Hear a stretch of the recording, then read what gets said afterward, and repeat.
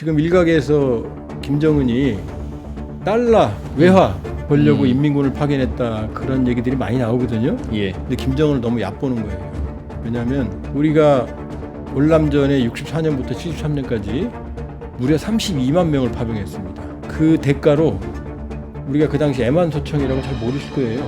탕탕탕. 예. 저는 훈련소에서 그거 썼는데 애만소청이 M16으로 바뀌었습니다. 최신회로. 미군이 줬다는 거죠? 그럼요. 담례로? 그럼요. 인민군이 수만 명 전사할 거예요. 계속 가야 돼요. 전투한다면. 예. 그럼 그 대가로 딸랑 외화 좀 벌겠다? 아니죠. 북한이 원하는 최신의 전투기, 탱크 장갑차 성능 개량, 인민군의 전투력을 비약적으로 향상시킬 가능성이 있어요. 지금 뭐 ICBM, 뭐 인공위성, 핵잠수함 그러는데 우리는 그게 문제가 아니에요. 우리가 재래식 전력이 인민군에 앞서는데 러시아는 재래식 전력 기술이 미국 다음이거든요. 그럼 인민군을 현대화시켜줄 수 있을 거란 말이죠. 그러면은 인민군의 전투력이 비약적으로 향상하고 그 얘기는 결국 우리한테 부메랑으로 돌아오는 거죠. 우리하고 관계 있는 전쟁이니까 상황을 안정적으로 관리하고 주시하고 여러 가지 관여를 해야 되는 지금 그런 부담이 발생한 거예요. 트럼프 전 대통령이 또 대통령이 돼서 전 세계 모든 나라들이 이 영향과 여파를 어떻게 우리가 대응해야 될 건지 고민을 하고 있는데 다른 나라들과 똑같은 고민을 우리도 합니다만 우리는 해야 할 고민이 하나 더 있습니다. 우리의 고민은 아니지만 우리가 국경을 맞대고 있는 북한과 미국과의 관계가 또 우리의 변수가 될 것 같아서요. 우리 산업과 경제가 어떻게 대응해야 될지 말고도 북한 문제는 또 별도의 이슈입니다. 그래서 오늘은 트럼프 당선인과 북한과의 관계, 한반도의 안보 지형이 트럼프 임기에는 어떻게 바뀔 것 같은지 우리는 뭘 좀 대응하고 준비해야 되는지 이 얘기를 들어보겠습니다. 통일연구원의 조한범 석좌연구위원 나오셨습니다. 어서 오세요. 안녕하세요. 안녕하세요. 네. 네, 통일연구원에 있고요. 네. 또 선전을 해야죠. 또 대동강 TV 유튜브도 하고 있습니다. 북한 전문. 대동강 TV. 네. 예. 자, 지금부터 잠깐 제가 10초 드리겠습니다. 잠시 후에 돌아올 텐데 대동강 TV 잠깐 검색하셔서 구독, 좋아요 눌러주시고 돌아오시기 바랍니다. 네. 자, 트럼프 대통령이 이제 전 대통령이 예상을 뒤엎고 그 예상을 뒤엎었다는 건 이길 수도 있지만 이렇게 크게 이길지는 다들 몰랐으니까 이렇게 크게 이긴 건 왜 그랬을까 뒤늦게 생각해 보면 위원님은 어떤 요인을 좀 꼽으세요? 두 개의 불안이 미국 유권자들의 심리를 압도한 것 같아요. 지나고 보니까. 불안 두 개. 뭐냐면 예. 하나의 불안은 뭐냐면은 전 세계가 지금 전쟁입니다. 러우 전쟁. 유럽에서는 전쟁이 안 일어날 줄 알았어요. 예. 전간기. 세계 대전 사이에 전간기가 영원히 갈 줄 알았어요. 소련도 붕괴했으니까. 그런데 대규모 전면전이 일어났거든요. 그 다음에 이스라엘, 하마스, 헤즈볼라, 이란 여기도 또 불붙고 있어요. 그 다음에 후티 반군도 있고. 예. 그 다음에 북한 끝없이 핵무기를 확장하면서 불안감을 가중시키고 있거든요. 그러니까 글로벌 질서가 안보 위기가 전반적으로 확산되고 있어요. 아하. 이 최근에. 불안, 최근에. 이 불안. 그런데 아무도 여기서 정리를 못합니다. 유엔은 뭐 이미 식물화됐고 안보리는 그 다음에 강대국들은 저절의 한계를 느끼고 국제 정세가 불안하죠. 또 하나 불안은 이제 미국 국내의 불안입니다. 그러니까 경기 지표는 안 나빠요. 그런데 인플레이션 때문에 미국 국민들의 행복감은 대량 소비거든요. 근데 이게 안 되는 거죠. 그러니까 실직은 안 당했는데 외식은 못 하는 거죠. 그러니까 이 불안, 저물어가는. 이 두 개의 불안이 트럼프를 짓게 한 것 같다. 그러니까 트럼프는 떨어질 만한 조건들을 너무나 많이 가지고 있어요. 스스로는 피의자죠. 그 다음에 90여 건 기소당해 있죠. 예. 입만 열면 거짓말 잘하죠. 말 거칠죠. 여자들 비호감이죠. 여자들한테. 해리스는 검사 출신이죠. 거기다가 흑인의 아시아계 엄마의 그다음에 자메이카니까 흑인 그러게요. 히스패닉도 다. 근데 이런 것들을 하나도 살리지 못한 거예요. 그러니까 그럼에도 불구하고 트럼프를 찍었다는 건 거칠어도 좋아. 불안하다 우리는. 거칠어도 일단. 좋아. 모범생 아니어도 좋아. 음. 강한, 그러니까 스트롱맨의 시대예요. 우경화, 유럽에서 우경화. 그러니까 프랑스의 르펜 극우파 약진하죠. 푸틴 스트롱맨이죠. 시진핑, 그다음에 이태리는 무솔리니 후예가 등장을 하죠. 네오나치들을 준동하죠. 젤렌스키하고 푸틴도 사실은 우크라이나 민족주의와 러시아 민족주의 충돌이에요.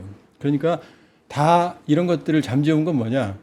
마음은 트럼프가 좋아서 찍은 건 아닐 거예요. 마음은 아닌데 손이 그냥 트럼프로 가버린 거죠. 그러니까 여론조사가 이걸 잡아낼 수가 없죠. 그러니까 거대한 불안이, 두 개의 불안이 유권자들의 마음을 트럼프로 가게 한 것 같다. 이렇게 볼 수 있고, 또 하나는 미국의 시대가 지고 있구나 이제. 왜냐하면 마가 그러잖아요. 미국을 다시 Make 위대하게. America Great Again. 그러니까 다시 위대하게 만든다니까 위대하지 않다는 얘기죠 지금. 네. 그러니까 저물어 가는 거죠. 저물어 가는데 여기서 바이든 방식이 이제 동맹의 힘을 빌어서 어깨 동무하는 게 바이든 방식이고 힘이 빠지니까. 옛날에 혼자 했거든요. 트럼프는 이제 동맹한테 돈을 달래는 거죠. 예. 그러니까 미국의 시대가 지고 있거나 미국이 한때 세계 GDP의 40%였거든요. 지금 한 25%더 떨어지고 있거든요. 그러니까 저물어가는 미국의 시대를 대변하는 게 민주당 방식의 바이든이고 트럼프 방식이 이제 공화당이거든요. 어찌됐건 그렇게 즐거운 선거는 아니었을 겁니다. 미국인들에게도. 그래서 그만큼 미국도 초조해졌다. 그래요. 사실은 미국이 좀 먹고 살기 괜찮을 때는 전 세계 평화와 뭐 정의와 뭐 심지어는 신의 뜻을 전 세계에 우리가 전파하겠다는 생각을 갖고 그런 기조로 행동할 때도 있었는데 본인들이 힘들고 어려워지니까 그러니까 이제 미국에는 다 달라지더군요. 예, 외교안보 정책의 흐름이 두 가지입니다. 하나는 국제주의, 그리고 하나 고립주의. 예, 하나는 고립주의. 국제주의는 미국이 세계 질서를 지킴으로써 미국의 국익이 신장이 된다라는 주의거든요. 예. 근데 이건 여유가 있을 때예요. 음. 그런데 이제 고립주의는 뭐냐면은 내가 왜 남의 전쟁에 돈을 내야 돼? 주한미군을 내가 왜 보내야 돼? 예. 나는 나만 먹고 살 거야? 이게 사실은 고립주의가 소수파였어요. 미국에서는 그럼요. 공화당이든 민주당이든 대부분 국제주의거든요. 근데 이제 트럼프라고 하는 트럼피즘이 바로 그 파고드는 거죠. 왜냐? 예전 같지 않으니까요. 주머니가 팍팍하니까 그럼 나 혼자 살아야 돼? 이게 통하는 거죠. 근데 이게 지금 몰락하는 거예요, 사실은. 전 세계의 국제주의를 통해서 오늘날의 미국의 위상, 전성기를 구가했는데 그게 안 되니까 쪼그라드는 거예요, 사실은 자꾸. 돈 안 내겠다는 게 쪼그라드는 거거든요. 예. 그러니까 마가 저는 다시 그레이트하게 못 만든다. 그러니까 미국이 회식하자 한 후에 마지막에 계산은 더치페이다 이런 얘기하는 거니까 체면 많이 상했죠. 그렇죠. 이제 내가 살게 그러면 사람들이 따르는데 네. 야 이제 네 돈 네가 내 그러면 팍팍해지는 거죠, 사실은. 알겠습니다. 일단 우크라이나 전쟁 예. 취임하면 24시간 안에 그 전쟁 끝내겠다고 했어요. 뭐 저는 어떤 의미일까요? 저는 10분 안에 끝낼 수 있어요. 트럼프 방식이면. 뭐냐면 이거거든요. 우크라이나를 전쟁 수행 능력은 거의 전적으로 미국과 서방이거든요. 나토거든요. 근데 예. 미국이 제일 커요. 미국이 1,000억 달러 이상 지원한 걸로 지금 알고 있거든요. 그럼 미국이 트럼프 대통령은 그거거든요. 이미 장남 주니어가 그 비웃었잖아요. 이제 젤렌스키 용돈 떨어질라 얼마 안 남았다 이렇게 지원 안 하겠다는 거거든요. 그럼 전혀 못 하죠. 그다음에 푸틴한테는 끊으면 예, 푸틴한테는 넌 가만히 있어. 그 푸틴이 원하는 거거든요. 휴전을. 지금 남한 영토를 만한 영토를 점령하고 있거든요. 일단 여기에서 휴전하는 게 푸틴의 꿈이에요.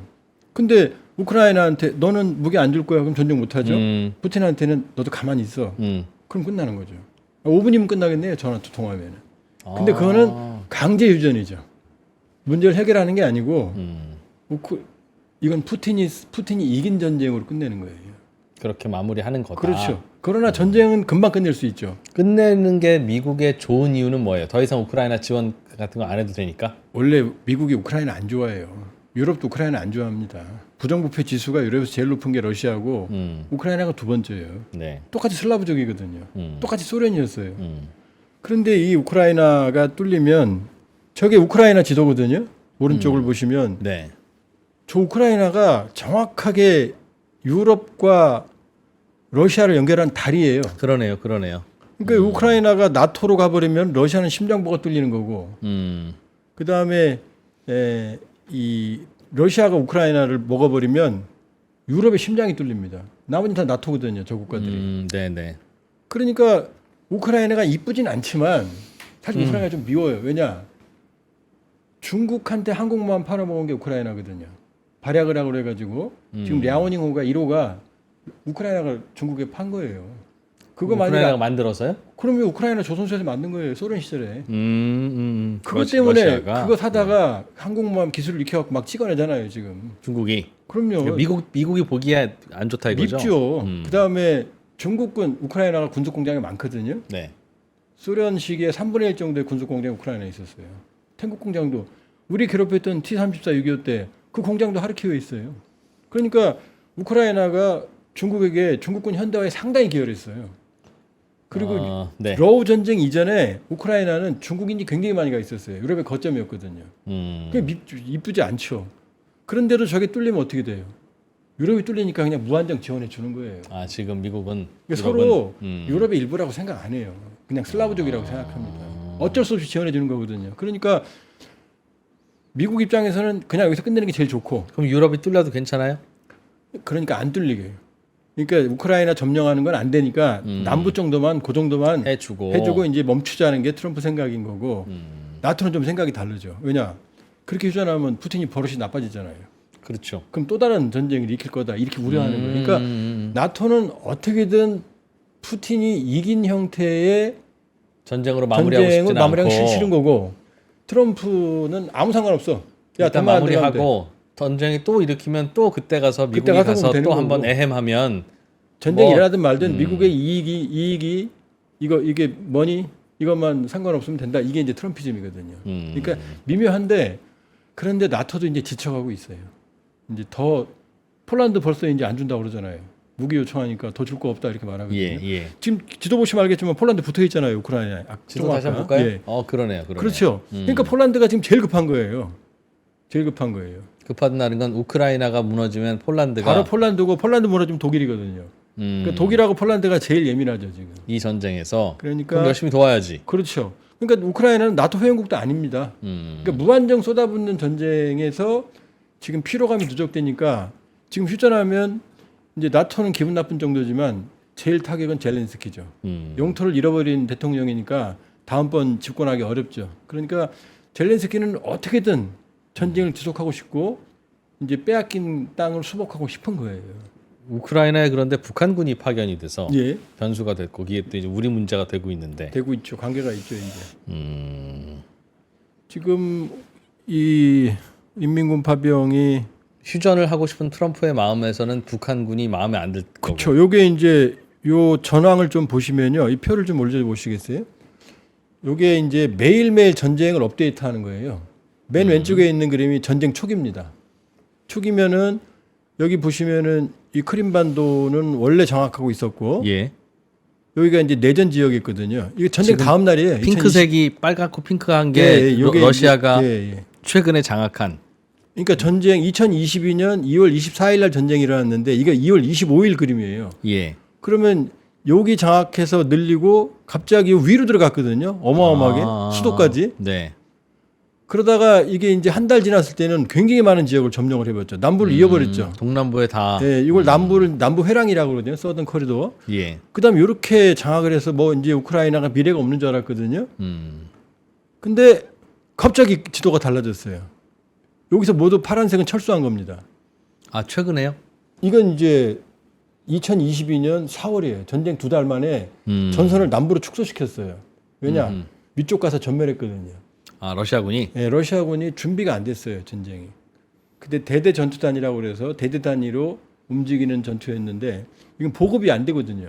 다 전멸해 버렸어요. 그러니까 전선을 축소시킨 겁니다. 남쪽으로. 그다음에 좀 띄워줘 보시겠어요? 예. 그다음에 이게 이제 언제냐면은 이게 올해 2월 달입니다. 올해 2월 달이면은 요 위에 상당 부분을 우크라이나가 좀 회복을 했거든요. 그래서 이렇게 이제 전선이 교착이 됩니다. 예. 그 다음에 요게 이제 새로운 변화인데, 요게 요 전선은 거의 변함이 없어요. 이 남쪽에는. 그런데 갑자기 우크라이나가 요 부분이 있죠. 여기 노란 부분. 예. 여기가 쿠르스크예요. 유명한데. 근데 빨간색으로 표시도 안 되죠. 아주 적은 지역에 오른쪽이거든요. 이게 1000제곱킬로미터, 서울시 한 배 반 정도 되는 지역인데 이걸 갑자기 러시아 영토를 그 침공을 했어요. 네, 거꾸로. 네. 그러니까 푸틴 입장에서는 남부는 자기가 점령한 지역인데 이쪽은 자기 영토를 뺏긴 거잖아요. 푸틴 자존심이 어마어마한 상처죠. 예. 그러니까 면적이 중요한 게 아니라 그러니까 여기가 지금 사활을 걸고 있는 지역이고 여기에 보면 이제 요 상황에서 빨간 지역은 러시아가 다시 회복한 지역입니다. 예. 그런데 요게 가장 최근 지도거든요. 여기 보면 또 많이 더 뺏겼어요. 우크라이나가. 그런데 여기에 지금 인민군이 갔다는 거예요. 왜냐? 이 남부로 간 게 아니고 남부 전선은 교착이 돼 있으니까 예. 남부 전선에는 그대로 교착된 상태를 두고 증파된 병력을 쿠르스크로 다 보낸 거예요, 지금. 왜냐? 저기는 푸틴 입장에서는 어떻게든 다 수복을 해야 되거든요. 그러니까 자기 땅을 뺏긴 상태에서 휴전하는 건 푸틴한테는 자존심이 허락하지 않거든요. 그러니까 인민군을 저쪽에 집어넣은 거예요. 저쪽에 집어넣어서 저기에서 한 축을 담당하게 하고 그러면 우크라이나군이 분산이 될 거 아니에요. 예. 그러면 주공은 러시아군이 하는 거고 인민군은 소모성.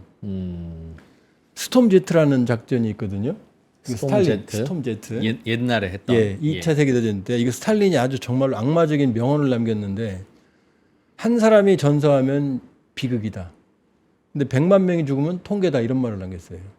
그냥 몰아넣어서 무장이 약한 사람들을 집어넣어서 보낸 다음에 그럼 저쪽에 사격을 하면 적의 진지가 다 드러나거든요. 요 희생으로 때리는 거거든요. 아, 어디서 쏘는지 보고. 그렇죠. 그러니까 요 작전용으로 지금 인민군을 집어넣은 거다. 12,000명이지만 지금 미국 쪽에서 나오는 얘기는 이 경보병이거든요. 경보병은 뭐냐? 무장이 없어요. 탱크, 장갑차, 아포가 없습니다. 그냥 휴대용 무기만 있어요.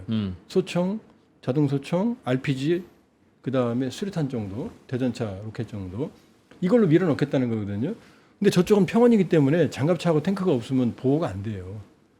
근데 그거 없이 인민군을 단독 편성해서 집어넣겠다는 겁니다. 한 축을. 그럼 어쨌든 우크라이나는 분산될 거 아니에요. 그러면 전력을 모아서 러시아가 이쪽을 뚫겠다는 개념이거든요. 그러니까 이제 총알 맞이라는 얘기가 나오는 거죠. 북한군이 얼마나 간 걸로 알려져 있어요? 12,000명 정도 추산됩니다. 4개 여단. 한 1개 여단이 3,000명이거든요. 그러니까 여단장이 별이에요. 하나. 소장이라고 그래요. 예. 우리 소장이 별 2개인데 쟤는 하나거든요. 4명. 예. 그다음에 김영복이라고 하는 부총참모장 별 3개짜리. 그다음에 이제 정찰 총국장. 그다음에 이렇게 가면 정치 군인이 또 따라가요. 그 장성. 그러니까 최소 7명의 인민군 장성. 그다음에 12,000명 4개 여단 정도 병력이 갔는데 문제는 이제 가면 러시아가 하루에 1,200명씩 병력이 소모되거든요. 전사하고 부상 비율이 2대 1이에요. 그러니까 400명씩 전사해요. 그럼 12,000명이면 한 달이면 소진되거든요. 그럼 대규모 피해는 불가피하다. 장비도 없고. 그다음에 폭풍군단이 갔다 오르는데 폭풍군단은 산악전에 특화되어 있어요. 폭풍군단 1개 여단이 3,000명인데 그중에 전투원은 500이래 600밖에 안 돼요. 나머지는 다 농사 짓는 사람들이에요. 돼지 키우고 농사 짓고. 실제 전투훈련은 전투원만 해요. 5, 600명. 근데 그 여단 편제로 갔다 오르면은 훈련도 거의 안 돼 있는 친구들일 거거든요. 그럼 이 북한군은 입대를 해서 4명 중에 1명만 전투 훈련을 하고 나머지는 부대에서 농사지어요? 농사지어요. 자급자족합니다. 아, 부대에서 필요한 쌀은 부대에서. 부대마다 급식량이 달라요. 왜 농사를 져야 되니까. 부대에 가면 이 축사가 있어요. 돼지요리, 소는 아니고 돼지요리, 염소, 토끼, 닭 이걸 키워서 자기들이 먹습니다. 홍도하고. 그러니까 거의 둔전 체제예요. 둔전 체제. 그러니까 실제적인 전투 병력은 6분의 1, 5분의 1밖에 안 되거든요. 그런데 일상이 그래요. 그러니까 총도 거의 안 쏘고 우리도 사실 군대에서 총 쏘는 일이야 뭐 한 달에 한두 번밖에 없고 맨날 나머지는 다 작업하고 사역하고 했잖아요. 삽으로 삽질하잖아요. 근데 저쪽은 더해요. 농사를 져야 되니까. 심지어 자체 탄광도 있어요. 아, 그러니까 아르바이트 열심히구나. 그럼요. 전투력이 있을 수가 없죠. 그러니까 3,000명 중에 5, 600명은 밥 먹고 산악행보만 하고 나머지 2,400~500명은 그냥 평상시에 작업하고 농사 짓고 건설 동원하고 농사 지원 나가고 그런 거죠. 근데 그런 병력으로 갔다면 언어도 안 통하고 산악이 아닌 평야고 장비도 없고. 알겠습니다. 그러면 그렇게 간 북한군에 대해서 트럼프는 어떤 요구를 할까요? 이제 북한도 트럼프랑 이제 또 본격적으로 얘기해야 되면 트럼프가 뭐라고 한들 그냥 무시하기는 좀 어려울 거 아니겠어요. 근데 이제 일단은 트럼프 생각에는 인민군은 안중에도 없죠. 일단 전쟁은 휴전만 시키면 되니까. 휴전만 시키면 인민군의 알아서 가는 거니까 알아서 집에. 의미가 없으니까. 이제 전선 유지하는 데 투입이 되는 거지 전투는 안 하는 거거든요. 근데 이제 이 문제는 있겠죠. 과연 지금 일각에서 김정은이 달러 외화 벌려고 인민군을 파견했다 그런 얘기들이 많이 나오거든요. 예. 근데 김정은을 너무 얕보는 거예요. 왜냐하면 우리가 월남전에 64년부터 73년까지 무려 32만 명을 파병했습니다. 그 대가로 우리가 그 당시 애만소청이라고 잘 모르실 거예요. 탕탕탕 한 발 쏘고. 예. 저는 훈련소에서 그거 썼는데 그 애만소청이 M16으로 바뀌었습니다. 최신鋭로. 미군이 줬다는 거죠. 그럼요. 담례로. 그럼요. 그 다음에 69년도에 우리가 몇 년 동안 동북아 최강의 공군력을 가진 적이 있어요. 일본, 중국, 러시아를 능가했어요. 그 당시 F4 팬텀이 하늘의 도깨비, 그 아주 뭐 밀덕들이 아주 좋아하는 잘생긴 비행기, 우리 다 퇴역했어요. 근데 이거 일개 대대를 우리한테 무상으로 임대해줬어요. 이거는 지금 오늘날로 치면 F-35의 스텔스 같은 거예요. F-22 랩터라고 말해도 될 정도로 강력한 비행기였거든요. 팬텀이요, 그 당시 최고였어요. 갑자기 우리가 동북아 최강의 공군력을 가졌거든요. 그러면 러시아가 북한에게 12,000명 파병했는데 우리 월남전 때 5,000명 전사하셨어요. 게릴라전에도 불구하고. 이거 전면전이잖아요. 인민군이 수만 명 전사할 거예요. 계속 가야 돼요, 전투한다면. 예. 그럼 그 대가로 딸랑 외화 좀 벌겠다? 아니죠. 북한이 원하는 최신의 전투기, 탱크 장갑차 성능 개량, 인민군의 전투력을 비약적으로 향상시킬 가능성이 있어요. 지금 뭐 ICBM, 뭐 인공위성, 핵잠수함 그러는데 우리는 그게 문제가 아니에요. 우리가 재래식 전력이 인민군에 앞서는데 러시아는 재래식 전력 기술이 미국 다음이거든요. 그럼 인민군을 현대화시켜 줄 수 있을 거란 말이죠. 그러면은 인민군의 전투력이 비약적으로 향상하고 그 얘기는 결국 우리한테 부메랑으로 돌아오는 거죠, 결국. 그러니까 뭐 우리하고 관계없는 전쟁이야? 아닙니다. 우리 전쟁은 아니지만 우리하고 관계 있는 전쟁이에요. 그러니까 이 전쟁은 어쩔 수 없이 우리를 끌고 들어가는 거예요, 지금 사실은. 그러니까 파병하자, 살상무기 주자, 그것도 아니죠. 그러면 인민군하고 직접 전투가 되는데 그럼 전쟁이 한반도로 전이 될 거 아니에요. 네. 우리 전쟁이니까 참전하자, 살상무기 주자, 이것도 아니고 우리 전쟁 아니니까 신경 끄자, 이것도 아닙니다. 우리하고 관계 있는 전쟁이니까 상황을 안정적으로 관리하고 주시하고 여러 가지 관여를 해야 되는 지금 그런 부담이 발생한 거예요. 러시아는 북한군이 필요할 만큼 병력이 좀 모자랐다고 봐요. 지금 러시아는 절박해요. 왜냐하면 지금 2년 반 정도 됐는데 지금 러시아 병력 소모가 70만쯤 추산됩니다. 그럼 2대 1이니까 20에서 25만이 전사했고 50만에서 45만이 지금 부상자거든요. 러시아가 아무리 인구가 1억 3, 4천 된대지만 어떻게 감당합니까? 지금 러시아에서 젊은이들 가용자원들이 많이 도망갔어요, 주변국으로. 그러니까 뭐 리투아니아, 라트비아 이런 주변국에 가서 살아요, 거기서. 집에서 송금 받으면서. 예. 그러니까 더 이상 동원할래도 동원할 수가 없고 동원 안 한다고 약속했거든요. 1차 강제 동원 때도 비난이 많았거든요. 병력이 없어요, 지금.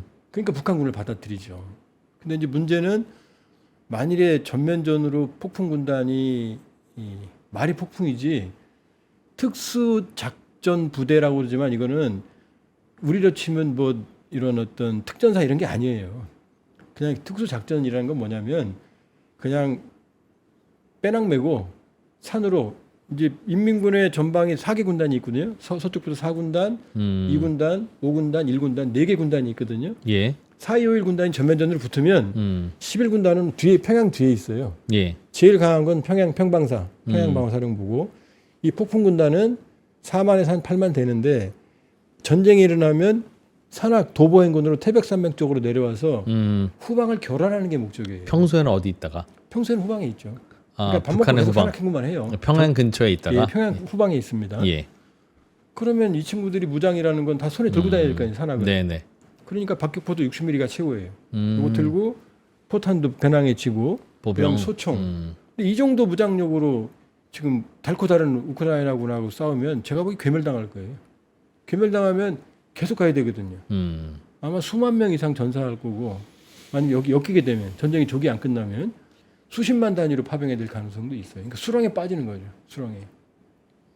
북한도 내심 빨리 그 전쟁 끝났으면 좋겠다고 생각하겠네요. 그렇죠. 뭐 일각에서 지금 오늘 언론 보니까 김정은을 위해서 죽을 준비가 돼 있고 뭐 배식도 좋고 그러니까 뭐 자발적으로 갔을 거다. 아닙니다. 저는 지금 북한도 우리하고 똑같아서 MZ 세대는 장마당 세대라고 그래서 개인주의가 강해요. 김정은한테 충성심이 있을 수가 없어요. 배급이 없는데요. 내가 벌어 내가 먹고 사는데. 그리고 가면 죽는 거 뻔히 아는데요. 북한도 자식 하나 낳아서 잘 기르자거든요. 북한도 출산율 1.7밖에 안 돼요. 그런데 뭐 가서 김정은을 위해서 뭐 충성심이 있다. 아이고 제가 접하는 북한 청소년들은 전혀 안 그렇습니다. 전혀 그런 거 없고요. 김정은 좋아하지도 않고 오죽하면은 이 평양문화보호법, 평양말 쓰게 강제로. 그다음에 반동사상 문화배웠고 나만 먹고 보면 10년형 이걸 이제 유포시키면 사형. 그리고 김정은 본인은 지가 남한 말 제일 많이 써요. 맨날 유튜브 본다는 얘기죠. 이거 3% 본다는 얘기예요. 그런 젊은이들이 뭐 지금 가서 뭐 충성을 하고 김정은을 위해서 죽겠다? 우리 월남전 때는 부모 몰래 갔어요. 돈 많이 줬으니까. 근데 지금은 인민군들한테 주는 돈을 뭐 북한 당국이 인민군에 주나요? 다 자기들이 가져가지. 그 다음에 남한은 해방시킨다고 무력 통일한다고 그동안 배워왔지만 우크라이나한테 무슨 적개심이 있습니까? 전쟁할 의지가 뭐가 있어요? 러시아 사람을 북한 사람들이 로스게라고 그래서요. 인식이 안 좋아요. 해방 직후 들어왔을 때 러시아 군인들이 나쁜 짓 많이 했거든요. 분야다 희롱하고 뭐 뺏어가고. 기억이 좋을 리가 없죠. 러시아인들에 대해서. 그다음에 러시아 저도 유학했지만 러시아 사람들 북한 사람 취급도 안 해요. 나라 취급도 안 합니다. 그러니 이 케미가 맞겠습니까? 병력이. 그러니까 가서 러시아를 위해서 죽어야 될 이유가 없잖아요. 그저 뭐 밥 좀 끼니 잘 나온다? 인간이 그렇게 단순합니까? 저는 싸울 의지가 없을 거다. 북한군도 전투력도 약하고 싸울 의지도 없을 거고 탈영도 많을 거고요. 아마 대규모 거기다 어리거든요. 그럼 막 죽어나가면 전쟁 트라우마가 있거든요. 전투력이 있을 리가 없죠. 그러니까 북한은 특수부대는 특수작전대대라고 그래요. 예. 특수작전군이라고 안 하고 그냥 밥 먹고 배낭 메고 미숫가루 하나 차고 그냥 산악행군하는 애들이 저 친구들이거든요. 그러니까 뭐 특수부대 같다? 그 개념이 아닙니다. 우리는 뭐 예를 들면 네이비실 특전사 그러면 그 사람들이 화내요. 기분 나빠합니다. 그런 부대 보병 그냥 알보병이. 사단 알보병이. 그러니까 저격병여단 그다음에 이제 경보병여단 항공육전대 세 개로 돼 있거든요. 항공육전대는 공수부대고 근데 공수할 일이 없잖아요. 저희 가서. 그다음에 저격병은 스나이퍼가 아니고 소총사단이라는 뜻이에요. 소총만. 그다음에 경보병은 기동성. 경보병도 소총 있을 거 아니겠어요? 똑같죠. 근데 이제 저격병 사단이라고 부르면 총 잘 쏘나 보죠. 그게 아니라니까. 아니에요? 그냥 소총사단이라니까. 소총으로만 무장된 저격병은 이거 스나이퍼잖아요. 그럼 경보병과의 차이가 뭐예요? 소총으로 무장된. 별 차이 없어요. 그냥 부르기만 그렇게 부른다고요? 이제 기동성, 산악행군을 많이 하고 소총사단은 그냥 알보병이 이런 개념이거든요. 그러니까 그 정도가 뭐 전쟁을 그 탱크하고 장갑차 지원도 없는데, 그러니까 폭풍군단 그분들 하는 얘기가 그분들 말씀이에요. 일반적으로는 그나마 이제 그 전투원들은 건장하고 어느 정도 이제 그 단련이 돼 있는데 나머지 뭐 조선중앙텔레비전에 나오는 뭐 이마에 못 깨고 뭐 하는 그런 부대는 정말로 특수 작전 대대에 해당하는 친구들이고 폭풍군단은 사실은 전방 군단에 비해서 전투력은 더 떨어져요. 무장도 빈약하고. 알겠습니다. 북미 정상회담은 언제쯤 누가 먼저 제안을 하고 하게 될까요? 일단은 지금은 상황이 바뀌었거든요. 트럼프 일기 때는 김정은하고 러브레터 주고받았다고 얘기할 정도로 김정은이 필요했어요. 트럼프는 왜냐 트럼프가 정치적 위기였거든요 그때. 그때 뭐 그 변호사 코언 변호사가 증언하고 그 다음에 두 번째는 재선을 해야 되니까 성과가 필요하잖아요. 그러니까 김정은이라는 상품이 필요했죠. 근데 지금은 일단 이기 부담이 없고 미국 외교안보의 우선순위는 유럽이에요. 두 번째는 중동입니다. 예. 아쉽지만 우리는 3위 정도밖에 안 돼요 한반도는.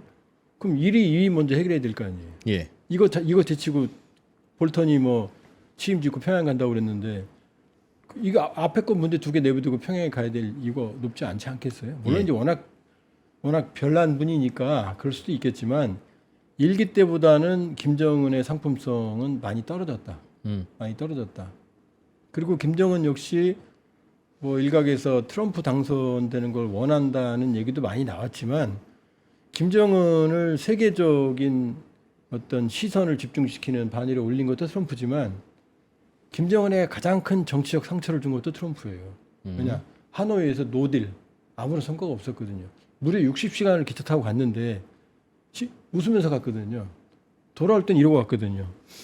와서 리일그 쿠바 주재 참사 여기 와서 증언한 게 그때 데미라인 처형하고 숙청했다고 그랬거든요. 그러니까 트럼프에 대해서는 김정은은 애증이겠죠. 한쪽으로는 믿고 싶지만 한쪽으로는 자기에게 가장 큰 상처를 줬기 때문에 지금 만감이 교차하겠죠. 기대는 하지만 그러나 호락호락할 상대가 아니라는 거 알았으니까. 김정은이 볼 때 트럼프가 그렇죠. 그러니까는 뭐 트럼프가 됐다고 뭐 무조건 좋아한다? 그렇지는 않을 거예요. 북미 회담은 두 나라 중에 누가 더 급할까요? 북한과 미국 중에? 북한이 급하죠.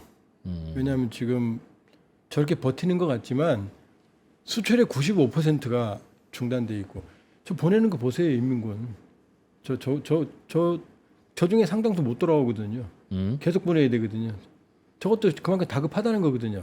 정치, 경제, 군사, 외교 안보적으로. 그 정도니까 김정은은 빨리 이 비핵화 협상이 아니고 핵 군축, 핵은 인정받고 미국에 대한 ICBM 공격 능력은 나 이제 안 할게. 이게 이제 ICBM 모라토리엄이죠. ICBM 모라토리엄 선언할 테니까 내가 있는 핵은 인정해 줘. 예. 그리고 이제 내가 영변 같은 거 이런 거는 이제 버릴게. 핵실험도 안 할게. 이게 사실은 하노이 때 그렇게 한 거예요. 하노이 때. 그때 ICBM 발사 안 한다고 그랬고요. 풍계리 핵실험장 폭파했고요. 그다음에 하노이에서 영변 핵단지를 내놓는다고 그랬거든요. 근데 이 북한 핵 프로그램 전부가 아니거든요. 그다음에 일부 제재 해제 5개 이걸 맞바꾸는 거거든요. 이게 핵군축이거든요. 그럼 핵 능력은 가진 상태에서 ICBM 미국은 안전해지죠 이제 더 이상 개발 안 하니까. 얼마 전에 라파엘 그로시 IAEA 사무총장도 그랬거든요. 9월에 북한의 과거를 묻지 말자 이제 인정해 주자는 거거든요. 예. 왜? 국제사회 입장에서는 비핵화 안 되니까 그냥 확산이라도 막자. 이게 현실론인데 이게 미국이나 국제사회에서 퍼지고 있어요. 그러니까 김정은이 원하는 건 그거죠. 핵군축론. 그러면 대한민국은 공격할 수 있는 핵무기는 무진장 만들면서 미국하고 국제사회가 타협하고 제재를 받는 거죠. 이 가능성이 커지고 있고 트럼프는 이미 하노이에서 이미 그걸 한 거예요. 그러니까 트럼프 2기 때 협상을 한다면 그 가능성이 우리한테는 최악의 시나리오죠. 북한 입장에서는 핵을 보유를 인정받고 거기에 대해서는 승인받는 게 목표인데 최고의 지금 옵션이죠. 트럼프가 그걸 굳이 해준 이유는 뭐예요? 뭘 받았어요, 트럼프는? 해결했다고 하는 거죠. 미국에 북핵 대한 문제 해결했다고? 미국에 대한 핵공격력은 맞고 여기서 멈췄다. 아까도 말씀드렸잖아요. 우크라이나전을 강제 휴전시키는 건 문제 해결이 아니거든요. 이것도 문제 해결이 아니죠. 그러나 본인은 비핵화 협상 타결하고 국제사회는 안전해졌다. 비확산도 약속받았고 미국 본토는 안전해진다. 이건 미국 국민들한테 설득이 되거든요. 우리한테는 안 되죠. 우리한테는 최악이죠. 북한은 우리에 대한 핵공격 능력을 가지고 있는 상태에서 미국과 협상을 하는 거죠. 수교도 할지도 몰라요. 그러면 수교까지도. 미국 입장에서는 좋은 솔루션은 아닐까요? 좋은 솔루션이죠. 왜냐하면 어차피 비핵화가 안 된다면 여기서 막아야 되니까. 바이든 정부 시기 4년 지났지만은 못 막았잖아요. 계속 핵능력만 고도화했잖아요. 예. 그러니까 직전에 북한이 화성 19형을 쐈잖아요. 최고 수준에. 근데 고각 발사했어요. 정상 발사가 아니었거든요. 이거 뭘 의미하냐면 나 내버려두면 정상으로 발사할 거야 이 얘기거든요. 예. 그러니까 해리스가 되든 트럼프가 되든 끝나면 나한테 와야 돼 이 얘기를 한 거예요 사실은. 해리스도 이번에 대선 정강에서 북한의 완전한 비핵화를 쥐었어요. 심지어 인권도 쥐었습니다. 그 얘기는 너도 가만히 있어. 내가 끝나면 네가 원하는 협상을 할 수도 있을 거야. 이 시그널을 준 거예요 제가 보기에는. 미랄의 후포 미국의 외교안보의 라인의 핵심이 이미 올 상반기에 인터림 스테이지 완전한 비핵화로 가는 상황에서의 중간 단계가 왜 없냐? 중간 단계가 있을 수 있다 합의가. 그럼 완전한 비핵화는 긴 시간인데 중간 단계 합의는 바로 제재를 해제해주고 북한 핵의 일부를 제거하는 거거든요.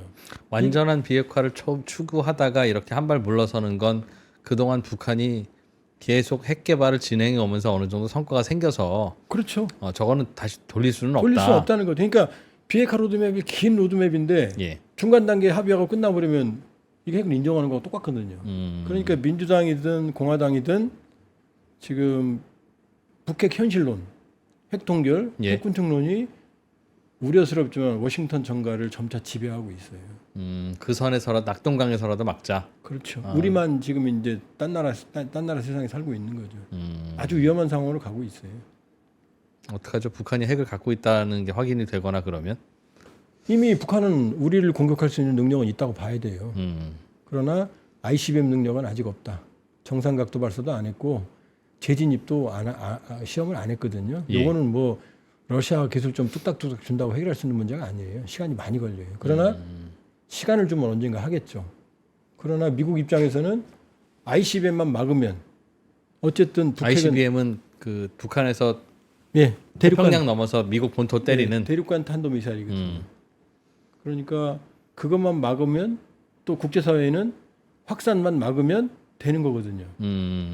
우리는 이제 뭐 니네는 이해해 이렇게 얘기하겠죠. 이제 여기서 주변국에다가는 우리가- 쓸 수 있다. 그렇죠. 여기서 이제 우리가 고민해야 됩니다. 그런 핵군축론은 절대 막아야 되는 거고 그렇지만 막을 수 없다면 우리 자체의 솔루션을 가지고 있어야 돼요. 예를 들면 그게 이제 제가 이제 생각하는 게 능동적 자주국방이라는 거거든요. 일단은 자체 억제 역량 지금 한미동맹 예. 이거죠. 그런데 핵군축론 뉴노멀이 올 가능성이 전 매우 높다고 보거든요. 그럼 이 핵군축론을 원천 봉쇄하되 공개 저지해야 되는 거죠. 우리 입장에서는. 근데 만일에 된다면 저 밑에 있는 세 가지 중에 하나를 얻어야 됩니다. 하나는 뭐냐? 자체 핵무장. 두 번째는 전술핵 반입. 세 번째는 농축 및 재처리 권한 확보를. 왜냐? 우리는 미사일 선진국이거든요. 운반 수단. 그러니까 핵무기는 세 개가 필요합니다. 운반 수단, 이 미사일이거든요. 그다음에 기폭 장치, 터트리는 이거는 우리가 이미 개발해 놨어요. 그러니까 응용이 됩니다. 핵 물질만 없어요. 핵 물질을 만들려면 농축과 재처리가 필요한데 저건 모든 국가의 평화적 권리거든요. 근데 미국이 맡고 있어요, 우리를. 왜냐? 한미 원자력 협정에 의해서 우리만 못 해. 일본은 다 해요. 그러니까 농축 재처리를 통해서 핵 물질만 확보해 놓으면 정말 몇 달이면 됩니다. 근데 지금 한국이 몇 달 안에 핵무장한다? 그렇지 않아. 인프라가 없기 때문에 몇 년 걸립니다. 지금 시작해도. 근데 핵물질만 있으면 정말 예. 빨리 할 수 있거든요. 예.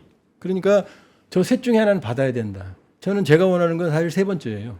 농축과 재처리를 하면 원자력의 평화적 이용, 경제성이 현저하게 높아지고 예. 그냥 연료봉도 만들 수 있고 재처리해서 또 쓸 수 있거든요.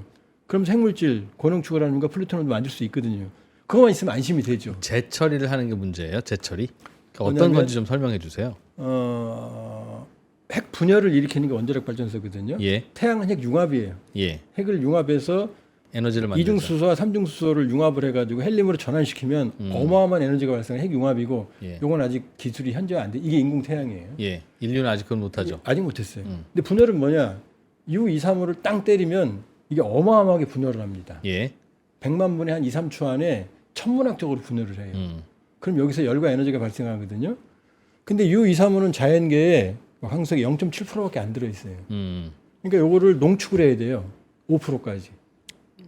자연계에 얼마 안 들어 있으면 왜 문제예요? 폭탄으로 쓰려면 아니요. 이 연료로 쓸래도 연료로 5%까지 쓸래도. 농축을 해야 돼요. 네, 왜냐하면 연탄이 석탄이 석탄이 흙에 많아야지. 0.7%가 있다면 그치. 안 타죠. 네. 이 골라내야죠. 그러니까 5%까지 농축하면 연료봉을 만들어지거든요. 예. 근데 여기서 95% 농축하면 이게 히로시마에 떨어진 고농축을 하는 탄이 돼요. 아, 농축만 시키면. 저농축은 연료고 네. 그 다음에 다 쓰잖아요. 예. 그럼 연료봉을 끄집어내죠. 그럼 여기 또 쓸 수 있어요. 재처리하면. 재처리 어떻게 하는 거예요? 이 재처리를 이제 하는 방법이 있어요. 여러 가지. 우라늄이 0.5% 들어 있었는데 다 쓰고 나면 그래도 남아 그러니까 있어요. 5%까지 농축을 해서 태우면 네. 다 안 타요. 아, 좀 남아요? 네, 좀 남는 거 다시 재처리하면 요때 플루토늄이 생겨요. 이건 나가사키에 떨어진 거예요. 아. 그러니까 농축과 제철이 권한만 받으면 예. 연료봉도 우리가 만들 수 있고 제철이하면 또 쓸 수 있거든요. 지금 천문학적인 연료봉이 지금 원자력 발전소 안에 쌓여 있어요. 우리나라 연자력 그럼요. 발전소. 지금 2027, 8년까지 만일에 고준위 처리장, 경주에 있는 건 저준위고 장갑, 신발 이런 거고 예. 연료봉을 처리하는 고준위 방패장을 안 만들면 원자력 발전소 셧다운 돼야 됩니다. 그러니까 제철을 얻게 되면은 또 쓰니까 그 문제도 해결하고 예. 농축하면은 우리가 스스로 연료봉 만드니까 경제성 있고 그리고 여기서 고농축 기술도 생기고 프로틴도 생기고 얼마나 좋습니까? 이건 모든 나라가 평화적 권리인데 그러면 저는 그 세 번째 안은 받아내야 되겠다. 지금 누가 금지하고 있어요? 미국이? 미국이 금지하고 있죠. 우리한테 원자력 기술 주면서 미국의 코가 깬 거예요. 그건 하지 마라. 왜 우리 박정희 대통령 때부터 무공화 계획이니 뭐 핵 준비 이런 게 이제 의심을 받으니까 미국이 이제 우리가 핵무기를 가지게 되면 얘기가 달라지거든요. 북한이 가진 거하고 얘기가 다르거든요. 우리는 그러면은 동북아에서 이 정말로 강력한 억지력을 발휘하게 되고 주한미군도 필요 없어요, 사실은. 우리가 핵을 가지면? 그럼 핵 있는데 주한미군이 왜 필요합니까? 세계적인 재래식 전력에다가 핵을 가지면 그러니까 미국 계속 막는 거죠. 근데 왜 우리만 막냐 이거죠. 일본도 하는데 일본은 플루토늄이 핵탄두를 수백 개 수천 개 만들 정도 플루토늄을 가지고 있어요 지금. 원자력 발전소에서 재처리해서? 그럼요. 일본은 그래서 잠재적 핵 보유국이라고 그래요. 우리도 잠재적 핵 보유국에 넣는데 우리는 핵 물질이 없잖아요. 그러니까 만일에 핵군축론이 현실화되면 반드시 세 번째는 받아야 된다. 우리도? 그럼요. 달라고? 그 다음에 자체 핵무장도 불가능한 게 아닌 게 NPT 비확산 조약의 10조에 보면 이 회원국은 비상한 사태에 처하면 NPT를 탈퇴할 수 있다고 돼 있어요. 근데 지구상에서 우리처럼 비상한 상황에 처한 국가가 없거든요. 북한이 매일 핵공격 훈련을 하잖아요 지금. 그 다음에 두 번째 조건부 핵무장을 할 수 있어요. 뭐냐? 우리는 원하지 않아. 북한이 가지고 있으니까 어쩔 수 없이 하는 거야. 만일에 북한이 핵무장을 비핵화하면 나도 할게. 이런 두 가지 이 명분이 생기거든요. 그러니까 전 핵무장론자는 아니에요. 그다음에 전술핵 반입도 바람직한 건 아닙니다. 그러나 이미 임계점을 넘었고 북핵 위협에 우리가 놓이게 되면 우리 억지력이 사라져요. 미국이 확장 억제 얘기해 준다고 그러지만은 그때 가서 생각이 바뀌었다고 그러면 어떡할 거예요. 그러니까 만일에 북핵 군축론을 막아야지만 되고 못 막는다면 말씀드린 자체 핵무장, 전술핵 반입, 잠재적 핵역량 구축, 농축 재처리 권한 이 셋 중에 하나는 반드시 받아야만 균형이 맞아집니다. 핵은 균형추가 없으면 안 돼요. 줄 것 같으세요? 미국이 줘야 받는 거죠? 미국이 줘야죠 다. 근데 이제 우리도 노라고 할 수 있는 코리아가 돼야 돼요. 그냥 안 주면 우리가 미국한테 할 수 있는 게 뭡니까? 예? 안 주면 안 주면 예. 안 주면은 지금 북핵 위협이 현실적으로 지금 우리를 위협하고 있는 상황이니까 예. 달라고 할 명분은 충분히 있는데 있죠. 미국이 안 준다고 그럼 미국은 이렇게 얘기하겠죠. 내가 확장 억제를 정말 신뢰성 있게 해줄게 지금 그러는 거거든요. B1B 보내고 B52 보내고 항공모함 보내고 이러는 게. 예. 그러나 지금 우리 국민의 60에서 70%가 자체 핵무장론 지지하거든요. 그 다음에 지금 핵군축론이 협상이 되면 제가 보기엔 거의 80%까지 올라갈 거예요. 자체 핵무장론의 특징이 뭐냐면 진보하고 보수 차이가 없어요. 거의 차이가 없어요. 그러면 모든 국가에서는요. 동맹이고 뭐고 국내 정치가 제일 우선입니다. 70-80%면은 끝나는 거죠. 자체 핵무장론이. 그럼 우리가 그냥 미국이 뭐라고 하든 한국 정치권이 그걸 수용을 안 할 수가 없잖아요. 그러니까 국민들을 안심시킬 수 있는 이런 세 옵션 중에 하나는 받아야지만 국민들이 안심하거든요. 지금 뭐 어디 이런 얘기하면은 댓글 보면 다 자체 핵무장하자고 그래요. 근데 그건 우리야 그럴 수 있는데 미국은 이유가 있으니까 그 동안에도 묶어놓고 있었을 거고 우리야 풀어주면 뭐 다행히 옵션이 생기니까 좋겠으나 지금까지도 안 풀어줬다면 근데 우리는 당연히 국민들이 원한다고 해서 만약 정부가 하면 모르겠습니다. 절대적인 안보의 위기인데요. 그 이상 북핵을 용인하는 협상이 이루어진다는 전제거든요. 지금 절대적인 위기인데요. 그럼 다른 걸 희생해서라도 핵무장론이 한다는 얘기가 나올 거고 그러니까 다음번 대선은요. 제가 보기에 이 핵무장론과 그다음에 비핵화론의 그 캐치프레이 대결이 될 수도 있어요. 그러면 지금 우리 입장에서는 안보가 없으면 경제도 없습니다.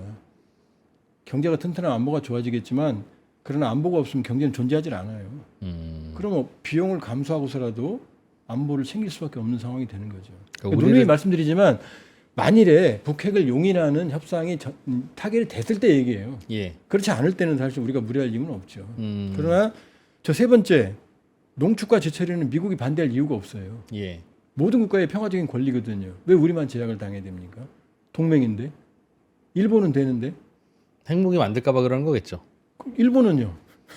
그러니까 미국이 막을 명분이 없다는 거죠. 미국이 막을 명분이 없. 그러니까 사실은 우리가 미사일 사거리도 미국이 그동안 제한했었거든요. 예. 이것도 북핵 때문에 풀어줬어요. 다 지금 사거리 제한이 없어요 사실상. 그러니까 농축 제철이 정도는 받아낼 수 있다. 받아내야 된다. 달라고 하면 줄 거다. 받아내야 된다. 받아내야 된다. 그 다음에 또 하나는 이제 핵추진 잠수함이죠. 핵추진 잠수함의 효용성이 이제 찬반이 많아요. 예. 뭐 항공모함도 마찬가지지만 그러나 핵추진 잠수함을 확보하게 되면 핵의 인프라가 기하급수적으로 늘어나요. 지금 오커스 결성에서 호주 핵 위협도 안 받는 호주도 핵추진 잠수함 미국과 영국이 지원해 주거든요. 그럼 기술을 준다고 그랬어요. 근데 우리는 우리가 만들겠다는데 기술 달라는 것도 아닌데 농축도 못하게 제철에도 못하게 북핵은 용인해줘 핵 잠수함 못 만들게 그럼 그건 동맹이 아니죠. 못된 친구죠 그러면. 그러니까 우리도 우리가 원하는 것들을 이제 받아내야 됩니다. 줄까가 아니라 받아내야 돼요. 이건 절박한 거예요, 사실은. 받아낼 때 안 주면 우리가 이렇게 할 거야라고 할 수 있는 게 뭘까요? 안 주면 뭐 떼 쓰는 수밖에 없죠. 때라는 게 그냥 우리 하든 말든. 그냥 우리가 하겠다고 해야 되는 거죠. 그러니까 NPT 탈퇴는 우리가 할 수 있거든요. NPT 탈퇴할 수 있거든요. 뭐 그런 식으로 NPT 그냥. 탈퇴하면 비확산 조약에 탈퇴하면 비확산 조약의 준수 의무가 없어요. 핵 개발해도 생산을 부과할 수가 없어요. 보통 그렇게 해서 탈퇴한 케이스가 과거에도 있었습니까? 북한이죠.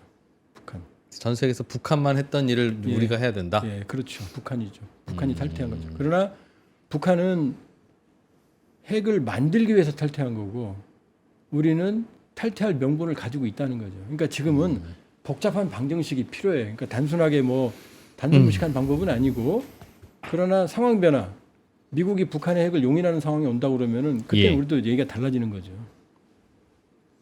이야, 그런 게 트럼프 이번 임기 안에 올 것 같으세요? 그런 우려가 커지고 있어요. 볼턴 같은 경우도 전 안보 보좌관도 그런 문제를 제기하고 미국의 빅터차 같은 한반도 전문가도 허술한 핵 합의를 우려하고 지금 많은 이 미국의 이 비핵화에 관련된 전문가들은 그 가능성을 우려해요. 왜냐하면 트럼프 방식은 아주 허술하거든요. 허술한데 항상 성과라고 그러거든요. 그러니까 트럼프가 본인이 협상의 귀재라고 그러지만 트럼프 대통령은 자기보다 강한 사람하고 싸워서 이긴 적이 별로 없어요. 약한 사람은 강압하는 거지. 그러니까 우리에게 불리한 협상을 할 수도 있고 그러나 이제 트럼프 대통령이 꼭 우리에게 나쁜 것만은 아닌 게 한국, 일본 핵무장 시켜줄 수도 있다 이런 뉘앙스를 준 적도 있거든요.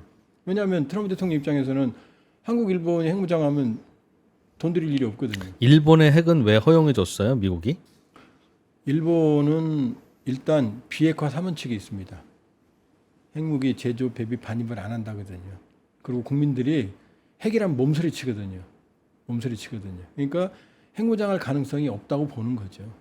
일본은? 그렇죠. 그러니까 일본을 허락해 준 게 아니고 원래 핵 관련해서는 모든 국가의 핵 농축과 제철회가 권한이라니까요.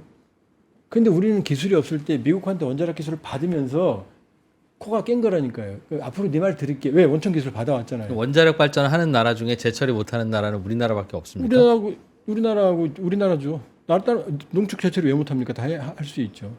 일본은 그럼 허락받고 하는 게 아니라 그냥 원자력 발전을 하다 보니 생기는 그럼 건가요? 그거 권리거든요. 권리가 있어. 아니 우리는 원자력 발전소를 돌리려면 농축을 해야 될 거 아니에요. 0.7%를. 예. 그다음에 다 쓰면 제철해야 될 거 아니에요. 그 개념으로 보시면 돼요. 그게 궁금해서 여쭙는 거예요. 미국이 컨트롤을 하고 있는 건지, 너 제철이 하지 마, 너 해도 좋아 이렇게 하는 건지. 농축과 제철이는 모든 국가의 권리인데 비확산 조약에 가입해 있거든요. 그러니까 이걸 갖고 핵무기를 안 만든다고 약속을 한 거거든요. 다들. 약속을 하면 재처리를 허용해 줘요. 아니 원래 원자력 발전소를 만들면 재처리 권한은 자동적으로 오는 거예요. 근데 우리는 원자력 발전소 기술을 자체적으로 만든 게 아니고 미국 기술을 받으면서 앞으로 네 말 들을게라고 사인을 한 거죠. 아, 그래서 기술 문제 때문에. 그렇죠. 그래서 지금 체코 원전도 웨스팅하우스가 딴지 걸고 그러는 거예요. 우리 기술 가져갔는데 니네 거 기술 아니잖아. 이렇게 얘기하니까. 그럼 원자력 아닌데 발전하는 나라 중에 기술을 미국에서 빌려서 쓴 나라는 우리나라밖에 없습니까? 여러 나라가 이제 기술을 이제 채용을 했는데 우리처럼 전적으로 받은 케이스는 거의 드물죠. 그래서 우리나라만 재처리에 대해서 미국 허락을 받아야 그리고 한다. 이제 박정희 정권 때 음. 뭐 진위 여부는 확인이 안 됐지만 핵무장을 시도했다는 게 거의 정설이고 무궁화 계획이라고 있었잖아요. 무궁화 꽃이 피었습니다. 소설책도 있고 이휘소 박사. 그 다음에 노무현 정부 때 우리가 한번 들켰어요. 농축을 한번 해봤거든요. 아 몰래? 몰래 이제 0. 아주 작은 양이었어요.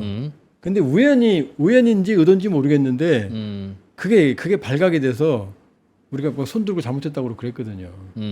그러니까 우리는 사실 그 핵무장이 필요한 국가 중에 하나거든요. 제가 여쭙는 이유는 우리가 핵무장이 필요 없는 나라가 어디 있겠습니까? 전 세계 모든 나라가. 그리고 말씀하신 국가의 권리로 따지면 누가 국가에서 핵무기 만드는 걸 막아요? 이란은 권리가 없어서 막습니까? 이라크가 권리가 없어서 세상의 모든 나라는 권리는 있죠. 그러나 권리가 있다고 만들 수 있는 게 현실이 아니니까 우리나라도 만든다 할 때 어떻게 만들어요라고 할 때 권리가 있습니다라고 하는 건 그건 되게 이제 공허한 이유가 될 것 그러니까 같아서 말씀드리지만 네. 지금 두 가지 상황이라니까요. 북한은 이미 사실상 대한민국 공격할 능력을 확보했고 예. 우리 핵무기 이고 사는 거예요. 지금 첫 번째. 두 번째는 지금 제가 드리는 말씀의 조건이 미국이 핵무기를 인정을 하는 북한의 핵무기를 인정하는 상황이에요. 예. 그 상황은 일반적인 국가하고는 다르죠. 일본도 매우 예민하겠네요. 일본도 가까우니까. 예민하죠. 예. 일본도 예민하죠. 일본도 상당히 예민하게 지켜보겠죠. 그러나 일본은 현재까지는 핵무장에 대한 여론이 그렇게 높지 않아요. 미미한 수준이에요. 근데 이제 우리는 바로 현실적이니까 우리의 위협은 우리가 국민들이 체감하는 위협은 아주 높죠. 60에서 70% 나온다니까요. 더 올라갈 겁니다. 트럼프 시대가 보면은 이제 방위 비용 달라고 그럴 거고 북핵 협상 허술하게 할 가능성이 있고 주한미군 뭐 철수를 못하지만 뭐 틈만 나면 철수하는 어쩌네 그럴 거고. 그렇게 되면 미국과의 이해관계는 무관하게 우리가 독자적으로 핵 개발을 한다는 뜻인데 그럼 한국과 미국과의 관계가 북한과 미국과의 관계와 동일해진다는 얘기가 되는데 그러니까 자체 핵무장은 쉬운 선택지는 아니에요. 레버리지지. 자체 핵무장을 하겠다고 한다는 건 미국하고 정면 돌파하는 건 그건 어려운 일이고 현실적인 대안을 이제 전술핵 반입이거나 아니면 농축화 재처리. 농축화 재처리를 안 줘야 될 이유가 없잖아요. 미국이 우리만. 그럼 니네 안 믿는 거야라는 건데 그럼 동맹이 아닌 거죠. 충분히 설득할 수 있는 거고 그거는 북한도 뭐라고 말 못하죠. 지들도 농축 재처리 하거든요. 지들이 먼저 했거든요. 밑에 깨고. 예. 중국도 농축 재처리 다 하거든요. 러시아도 하고 있거든요. 일본도 하고 있거든요. 그럼 우리가 거기에 대해서 패배주의를 가질 이유가 없죠. 그때는 화를 내야 되는 거죠. 네가 뭔데 그래야 되는 거죠.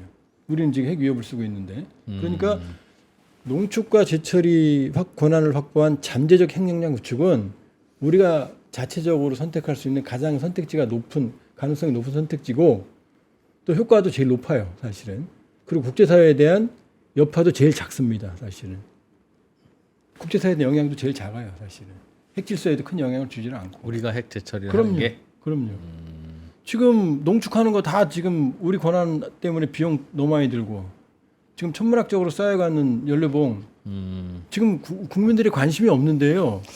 지금 연료봉 폐연료봉이 발전소 앞마당에 쌓여 있어요. 쉽게 말하면 2020년대 말까지 고준위 방패장을 만들지 않으면 원자력 발전소가 하나씩 셧다운 된다니까요. 지금 방관하고 있는 거예요. 지금 논의해야 돼요. 그거는 맞아요. 버릴 데가 없다고. 그러면 근데 이제 이게 논의되면 이제 나라가 쪼개지죠. 경주도 그 저준위 방패장도 난리가 났었는데 고준위 방패장을 만들어 우리 동네에 누가 받아들이겠습니까? 방패장 안 만들고 재처리를 하면 되나요? 그러면 시간이 좀 뚫죠. 시간을 좀 벌 수 있죠. 재처리를 한다는 게 그거를 다시 쓰니까. 다시 쓰니까. 그러니까 지금 방패장도 만들어야 되고 재처리도 해야 되고 우리는 충분히 명분이 있는 거죠. 알겠습니다. 찾아봐야죠. 뭐 근데 우리가 하고 싶다고 달라고 해서 받을 수 있는 거면 왜 걱정이겠어요. 그러니까 뭐 우리 주고받을 게 좀 있어야 될 것 같아서 그게 뭘까? 그런 건데 알겠습니다. 예전에 뭐 비슷한 우방이 이런 경우에 받았던 사례가 있으면 우리도 비슷하게 하겠는데 안 갖고 있는 사례가 우리밖에 없다 하시니 이스라엘은 뭐 지들이 알아서 했는데요. 뭐 이스라엘은 인도 파키스탄도 했고. 그러나 이제 그 경우는 NPT 체제하고는 관계가 없어요. 근데 우리는 NPT 체제에 지금 가입해 있거든요. 그러니까 먼저 이제 NPT 우리도 레버리지를 쓰면 많이 있어요. NPT 체제 탈퇴할 거야. 일단 경고할 수 있죠. 예를 들면 그렇게. 그런 것만으로도 위협이 되죠. 근데 국제사회는 근데 그러면 니네 탈퇴하지 마라고 해야 되는데 그 NPT 10조가 말하는 비상 상황에 우리가 처해 있거든요. 세계 유일한 핵공격 위협을 받고 있는 나라거든요. 그럼 NPT가 정한 정확한 비상 상황이거든요. 삶의 격을 높이는 9가지 지혜를 함께 나눕니다. 위즈덤 칼리지 시즌 2 영상 아래 링크를 클릭하시면 자세한 내용을 확인하실 수 있습니다. 이 일본이 이 미국 GDP의 50%를 넘은 적이 있습니다. 그 이코노믹 애니멀이라는 말이 나올 때거든요. 예. 그때 플라자 합의로 엔저 상태를 만들어서 지금 미국 GDP의 25%밖에 안 돼요. 그러니까 일본의 잃어버린 20년을 만든 게 미국이에요. 겉으로는 그 하이하이하지만 예. 속으로는 미국에 대해서 일본 엘리트들은 그게 있어요. 상처. 일본의 좌절을 안겨준 그런 게 있기 때문에 뭐 겉으로는 뭐 미국 좋아하는 것 같지만 아니에요. 미국의 엘리트들은 이 일본의 엘리트들은 그 안에서는 이 달라요. 그걸 생각이. 아는 미국이 왜 그럼 일본한테 그런 핵 재처리 기술을 그건 자기들이 그건 일본은 권리고요. 그다음에 일본은 핵에 대해서는 몸소리치거든요. 그러니까 핵무장할 거라는 의심을 안 받죠. 근데 우리는 박정희 정권 때부터 의심을 받아왔으니까 우리가 핵무장하면은 어떤 문제가 발생하냐면 또 핵무장이 핵에 대해서 몸서리치는 게 핵 공격을 당하는 게 싫은 거지 남을 공격하는 핵인데 왜 그들이 몸서리칠까요? 지금 일본은 핵만 들어도 그 핵을 2번 맞았잖아요. 히로시마 나가사키. 그 트라우마는 어마어마해요. 그러니까 지금 그게 예. 그러니까 우리가 핵이 있어야 된다는 얘기잖아요. 지금 북한이 핵 만들면 예. 우리는 핵 공격을 받을 수 있으니까 우리도 핵 만들어야 된다는 논리인데 일본도 옛날에 히로시마 나가사키 핵 맞은 이유가 핵이 없어서 맞은 거잖아요. 그러면 지금이라도 핵을 만들어야지 그 트라우마가 사라지지. 근데 일본 정서는 그렇지 안 그래요. 않나요? 그러지 않아요. 핵에 대해서는 혐오가 훨씬 커요. 물론 나중에 상황이 바뀌면 거기도 모르죠. 뭐 북핵 위협이 현실화돼서 이러면 여론이 바뀔 거예요. 허허. 그러나 현재까지는 핵 무장에 대한 여론이 우리하고는 좀 달라요. 그래서 일본은 오케이 해주고 우리는 오케이 안 하고 있다. 우리는 이제 예를 들면은 일본 이제 이게 또 슬픈 얘기인데 일본에 이제 이런 말이 있어요. 라이샤오 명제라는 게 있어요. 라이샤오가 누구냐면은 주일 대사했던 사람이거든요. 예. 60년대 초반 중반까지. 부인은 일본인이에요. 예. 그러니까 친일파죠 사실은. 하버드대 저명한 동양사학자였는데 미국은 중국을 견제하는 게 숙명이다. 그러기 위해서는 일본이라는 거점이 필요하다. 뭐니까. 네. 그리고 대만과 한국은 그냥 앞마당으로 활용하면 된다. 이런 얘기를 남겼어요. 예. 그러니까 미국이 생각하는 일본과 한국은 구조적으로 달라요. 저도 그래서 아까부터 네. 그냥 저 위원님께서 말씀하신 대로 우리도 핵 가져야 됩니다. 아유 지당하신 말씀입니다. 옳은 말씀, 좋은 말씀 잘 들었습니다. 또 뵙겠습니다 하고 인사드리면 깔끔한 거 알아요. 아는데 고민을 깊게 하시는 것 같아서 한 걸음 더 들어가려는 겁니다. 그럼요. 그러니까 일본은 허용하는 걸 우리나라는 허용을 안 해주고 있다면 그건 미국 나름의 판단이 있을 테고 우리가 미국이랑 전쟁할 거 아니면 그 기준과 차이에 대해서 우리가 알아야 일본은 저렇게 하면 해주는구나. 그럼 우리도 저렇게 하든 어떤 협상을 해야지.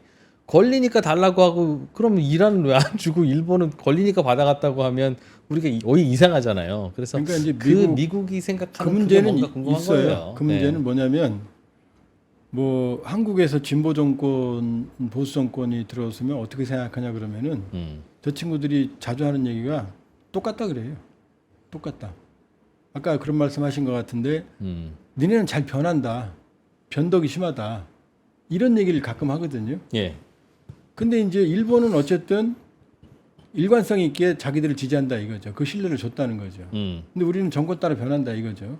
미국 꼭 입장에서는 중요한 거 아니겠습니까? 꼭 보수 정권이라고 그래서 미국이 좋아하는 건 아니에요. 당연히 그게. 그렇겠죠. 예.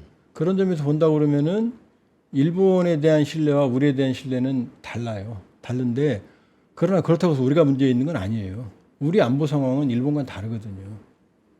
우리는 북한하고 직접 전쟁을 했고 절체절명의 안보 위기에 우리가 익숙해 있는 거지 그런 위기를 항상 안고 있거든요.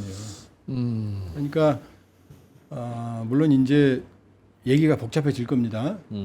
이제 바이든 정부는 진영을 강조했지만 이제 트럼프 정부 시기는 이제 각자 도생이 더 강해질 거예요. 각자 도생이. 그러면 우리가 줄 건 주고 받을 건 받고 그러니까 줄 거냐 미국이 줄 거냐 갖고 그런 패배의식 갖고 접근해서는 안 돼요. 만일에 트럼피즘의 시대에는 우리가 확보해야 될 건 반드시 확보해야 됩니다. 다른 걸 줄 수 있는 건 주더라도 그리고 아까도 여러 번 반복해서 말씀드리지만 핵군 충론을 막는 게 급선무고요. 어찌됐건 완전한 비핵화라는 목표는 유지돼야 되는 거고 만일에 그게 안 된다면 그때는 이제 인식의 패러다임을 바꿔야 된다는 얘기예요. 기존의 패러다임 갖고는 적응이 안 됩니다. 알겠습니다. 미국의 전략에서 일본은 중국을 견제하기 위한 전진 기지고 코리아는 그 전진 기지 앞마당에 있는 그냥 전쟁터라면 그렇게 말했어요. 예. 미국의 이런 시각을 바꾸기 위해서는 우리가 전진 기지가 되는 수밖에 없겠네요. 우리가 전진 기지가 되고 일본이 후방 지원 운동장이 돼야 우리까지도 미국의 해구 산안에 들어가고 혹은 미국이 우리도 핵무장 할래 그럼 그렇게 되지. 우리가 중간에서 중간자적인 뭘 하려고 할 때마다 이게 지정학적인 위치 때문에 미국이 보기에는 항상 그럴 것 같은데 그 전진기지 앞마당에다가 핵을 주려고 할까 하는 생각은 듭니다. 지금 일본에요. 네. 지금 그 말씀 그대로 음, 7개의 유엔사 후방기지가 있어요. 여기에 지금 비축물자들이 있어요. 그럼 전쟁이 터지면 유엔은 후방기지가 됩니다. 그래서 예. 일본을 기지국가라고 그래요. 기지국가. 미국의 기지국가. 우리는 뭐겠어요? 전장국가죠.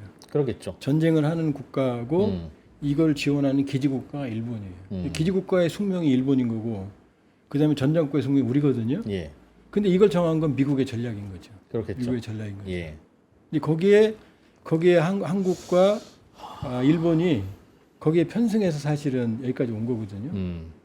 그런데 이제 말씀드렸지만 한때 미국이 세계 GDP를 40% 지배했던 미국이 이제 군함도 못 만들어서 윤 대통령하고 통화할 때 조선업을 트럼프가 얘기할 정도거든요. 예, 25%에서도 더 줄고 있어요. 더 줄고 있어요. 그렇게 본다 그러면은 이제 미국의 절대적인 안보 역량은 늘지는 않는다. 줄면 줄었지. 이 부분을 채워달라는 게 바이든이었던 거고 이 부분에서 돈을 달라고 그러는 게 트럼프거든요. 상황은 똑같아요. 예, 그러니까 미국은 지금 이 향후에도 오랫동안 강대국의 지위를 향유하겠지만 그러니까 점차 세계는 다극화하고 있습니다. 다극화. 근데 문제는 다극화 속에서 무국화가 있어요. 아무도 세계 분쟁에 책임을 안 져요. 그 다극화가 될수록 더 세상은 혼란스럽겠죠. 그렇죠. 유엔은 이미 유엔 안보리는 식물인간 됐죠. 지금 러시아가 불량국가 자기들이 생션 제재를 부과한 북한하고 군사 동맹을 예, 강화시키고 있거든요. 중국은 뭐 대놓고 미국의 정책에 반대하고 있고. 그러니까 유엔 안보리는 식물화돼 있고 미국은 책임 안 지겠다고 그러는 거고 바이든은 나 힘드니까 같이 하자라고 했던 거고 중국은 뭐 세계 질서를 흔드는 도전 수정주의 국가고 러시아는 이미 전과자고 그러면은 영국, 프랑스는 예전보다 못하고 그러니까 혼돈의 세계로 갑니다. 그러니까 이게 트럼피즘이 그다음에 우경화 이러면 우경화가 극우 민족주의, 보호무역주의 예. 이런 것들이 커지거든요. 그러니까 트럼피즘이 이걸 반영하는 거예요. 사실은 거기까지 불안한 현실이죠. 매우 동의가 되고 그 트럼프는 북한의 현재까지의 핵 개발과 핵 보유를 인정해주고 여기서 막으려고 할 가능성이 매우 높다. 근데 매우 우려스러운 상황입니다. 예, 매우 동감이 돼서 그 다음에 우리는 어떻게 그럼 대응해야 되냐에 대한 질문을 여러 가지 좀 드려봤습니다. 아 이거 쉽지 않네요. 핵무기 그래서 별별 수단을 써서라도 무조건 핵 개발을 하는 게 그래서 이런가 봅니다. 만들기만 하면 다 인정받네요 보니까. 그렇죠. 그러니까 우리는 근데 핵무장은 사실 쉽지 않아요. 저는 그걸 레버리지로 우리의 전략적 이해관계를 관철하는 제가 제안한 것 말고도 여러 방안이 있거든요. 예. 그러니까 꼭 그것만 답은 아니다. 어쨌든 우리 앞은 우리가 챙겨야 된다. 그러게요. 각자 도생의 시대로 간다. 이게 교훈입니다. 트럼피즘에. 알겠습니다. 미국이 자꾸 저렇게 요란하게 나오는 게 약해졌기 때문이다라는 그렇죠. 분석. 싸나워진 게 약해져서 싸나워진 거죠. 개가 자꾸 짖을 때는 좀 무서운 거예요, 그죠? 알겠습니다. 조한범 통일연구원 석좌연구위원이었습니다. 고맙습니다. 예, 고맙습니다.